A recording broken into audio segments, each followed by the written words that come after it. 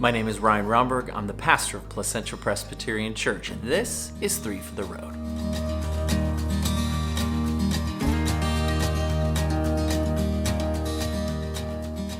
This last week, we looked at John 15, 1 through 8, and Jesus calling us the branches and him the vine, and his command to remain in him. If you haven't got a chance to look at that sermon or watch that, or if you weren't here on Sunday, go ahead and click the link below to check that out. It'll make much more sense of this video. So let's get to today.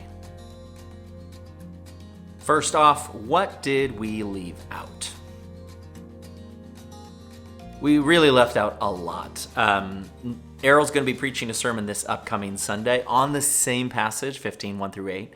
And so I left a lot untouched for him to encounter. I think it's probably safe, though, I can add some things to this video without kind of stepping on his toes for next week, for this upcoming Sunday. The one thing that I left out is this notion of pruning and cutting off branches. Once again, I know this has kind of become a trope of mine. In the Greek, the words that we see here, prune in English, is actually the word clean. If you're following along John 15, 1 through 8, and you look at verses 2 and 3, you'll see that Jesus says that he prunes, the Father, who's the gardener, prunes the branches that do bear fruit. The word here, and if you have a NIV Bible or other Bible that has a little letter next to the word prunes, it's because the word is actually cleans. Now, what the translators are taking that as is the word cleans means to prune something. And that is probably true in this sense. So it's not a bad translation. It's a great translation. But it makes sense of what is said right after that. So in verse 3, it says, "You are already clean." And that's the same word that's used right above for prunes.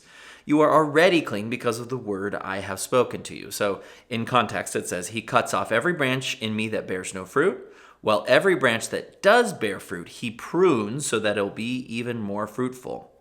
You are already clean, or pruned, if you will, because of the word I have spoken to you. I left that part out. I didn't want to get into the dynamics of the Greek text. But the other part, especially with the cut off component, which is interesting. The word used there in Greek is not really cut off. You could translate it like that. And I think that's what most translators have. It's actually the word to lift up. And there are people who do gardening, horticulture, things like that, who will lift up branches to get them some more sun. I'm not an expert in this. Don't laugh at me if you are and you're like, what is he talking about? I've just seen some videos about this and people's arguments about this text because that's what it says. It actually says those that are bearing no fruit are going to be lifted up. And not to be exalted, but to be lifted up so that they can get more sun. In a way, that's kind of the metaphor, or take in more of who God is. And I don't know if that's what it's saying or not, but I just thought I'd bring it out, kind of an extra flavor of this passage. It's not clearly talking about cutting off the branches that bear no fruit. It's saying that it's being lifted up. Now, that could mean that they're lifted up and taken out. That's where they get the idea from cut off. But it also could be something different. Another really big thing that I left out is the idea of the branches that get cut off and burned in the fire. This is all just really big imagery for us who are rooted in a biblical interpretive model about all of our Christian life is going to heaven or hell. So obviously things that are getting burned up are being burned up in hell, right? That's the idea here in this passage, if that's the kind of thinking you have, which most people do. I don't think that's what that is necessarily talking about. It's not a metaphor for going to hell necessarily. But it is talking about a sense of the branches that being cut off. I think the fire is a sense of judgment. There is a judgment there, which is why fire and judgment kind of get connected. So instead of just thinking all about fire and demons and pitchforks, think about judgment in a sense.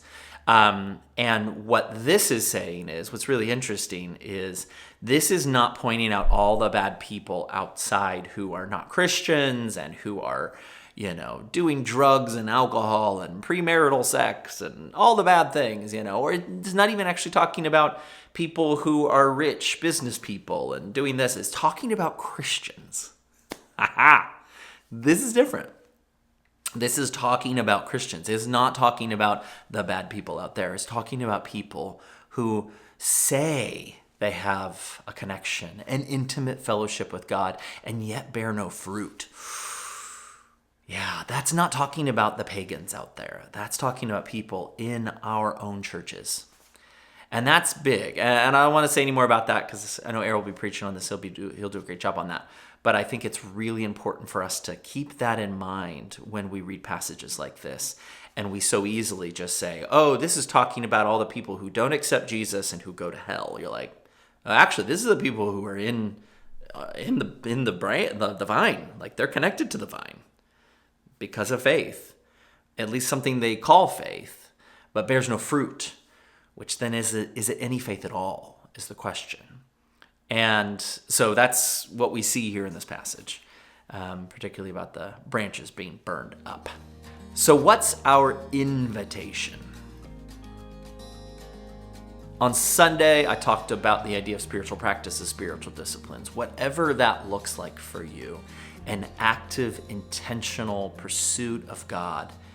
It's just vital. If you want to have intimate fellowship with God, I mean, this is just, I don't know how to put it any clearer. You're not going to have an intimate fellowship with God by growing up in a Christian home.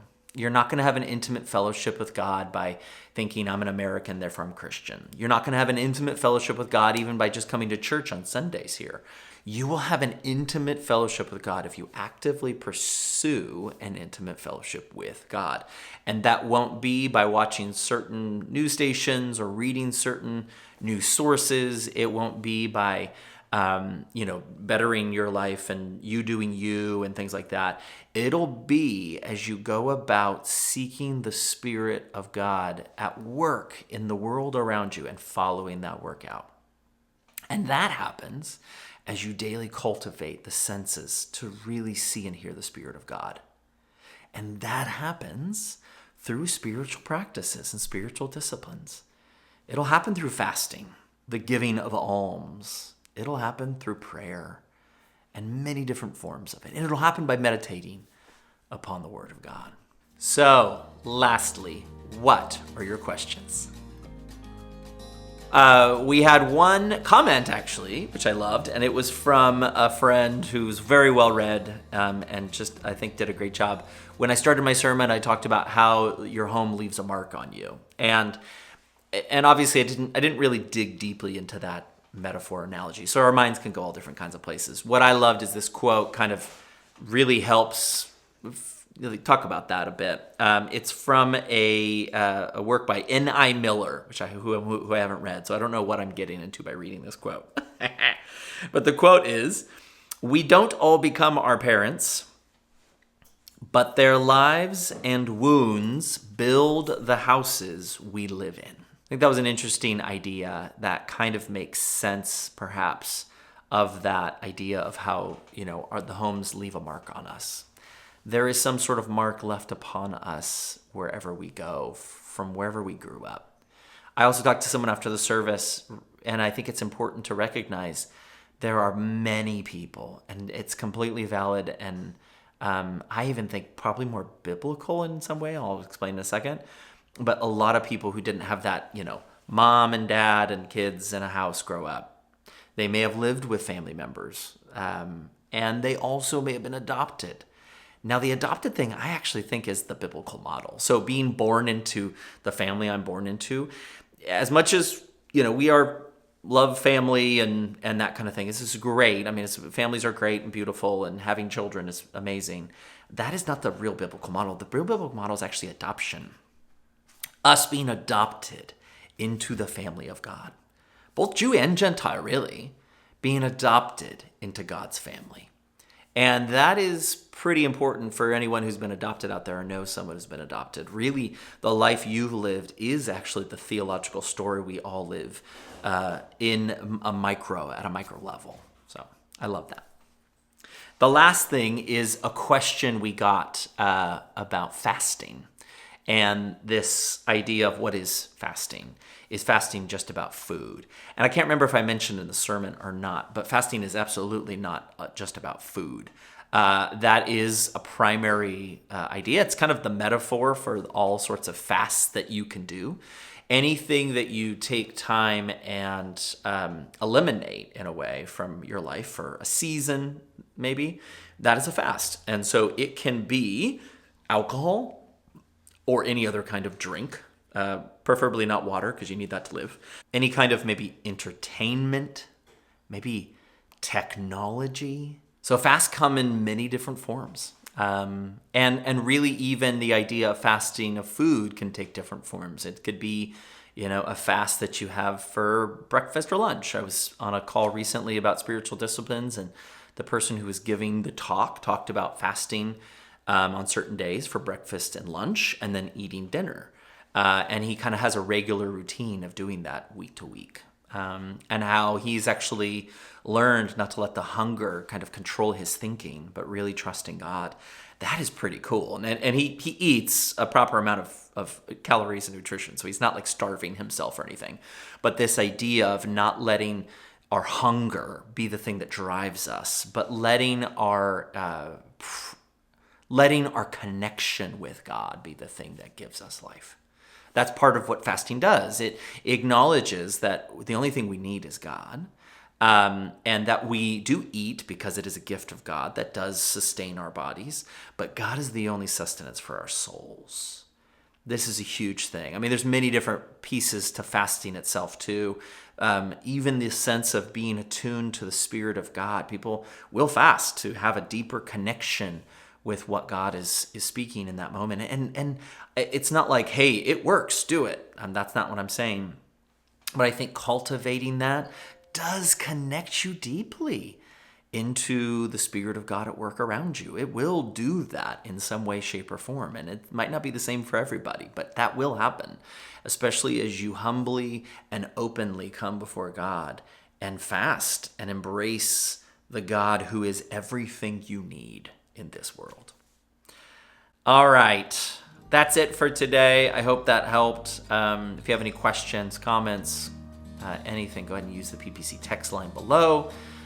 This upcoming Sunday, like I said, Errol will be preaching on particularly this passage and the fruit that we are called to bear. I cannot wait to hear that. So please join us for that. We'll see you on Sunday. In the meantime, may God bless you and keep you.